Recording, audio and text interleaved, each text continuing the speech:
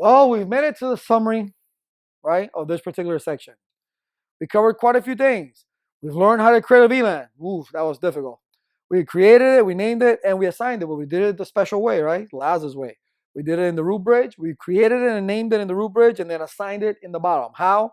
By trunking the appropriate ports and then by creating a domain using the virtual trunking protocol. All right, and we looked up the virtual trunking protocol.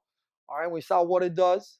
All right, what it is in charge of making sure that everything stays within the same thing, like the BTP domain. There's no mismatch because they're all named the same. They're case sensitive, so they gotta be the same. And as native VLANs, it also pays attention to if the native VLANs are the same. If not, you have a native VLAN mismatch.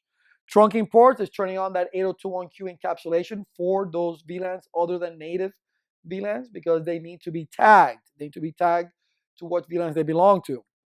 We went ahead and used port security. All right, we put in, hey, sticky. You're gonna learn it dynamically, but you're gonna put it in statically. It's never gonna come out until I take it off.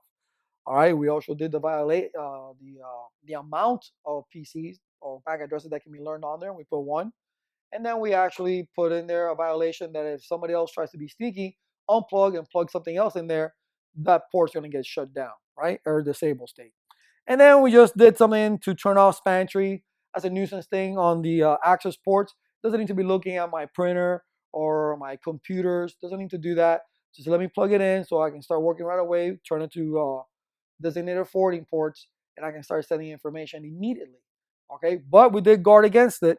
We did guard against it from switching loops by putting the span tree BPDU guard enable command.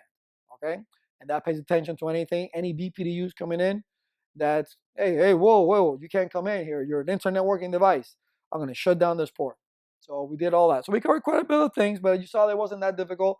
Practice makes perfect. All right. I'll see you in the next.